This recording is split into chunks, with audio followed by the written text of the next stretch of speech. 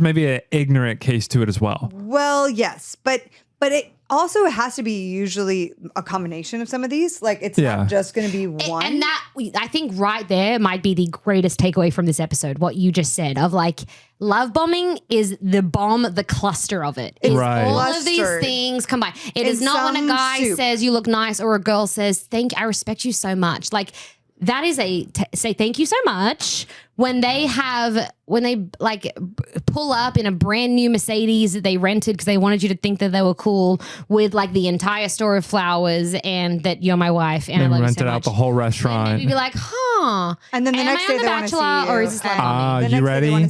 So it's not a love bombing. It's a love bombardment. Well, exactly. Moment of silence. Yeah. Moment of silence to let that sink one in. Big boy. It's a domino. It's a bunch of them. Because it's so much that you I do my own can't sound comprehend what is even happening. That's a machine gun. If they're constantly contacting you, constant contact. I love this. I love this. Sorry, Kate on the visual of this is currently caught in between me and JJ trying to go like back and forth with like two jokes. ADD kids with like, you know, she's the like, adults concentrate. keeping us on track. You guys, we're trying to help people. So and we're like, I have contact. another joke. Mom, look at me. Look at me. We're love bombing her is what we're trying to say. You're amazing. Sorry. We love you so much. You're the bestest ever podcast ever. You're the best podcast I've ever made. I love it. Please keep it coming. I need Okay. it. But if they do contact you all the time, like constantly, okay? Constant texts. Constant, overwhelming compliments like what we've been exhibiting this whole time. I've never felt anything like this before. Or our connection is so magical. Or the worst thing they could say, I think I'm falling in love with you. Like right when they met you or right in the beginning. Like if these combination of things are happening, you need to also ask yourself, and I think this is where you have to check in with yourself, does this feel overwhelming?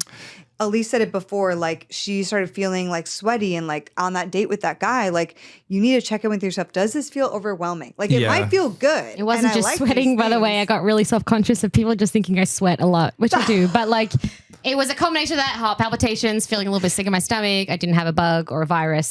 I just let people know I don't just sweat for just, but carry on. Please, yes, Elise, but your body was telling you like through a sign like, hey, this is like something doesn't feel right here. And so what you need to see, if you're seeing these things come up, what you need to see is, are their actions lining up in other areas of their life? Or are they only showing you big and huge and grand gestures? Good. It is. So are they different with other people than they are with you? Which if it's so early on, and if you're falling into the trap, you may not see them around that many other people, which is why you don't want to be isolated.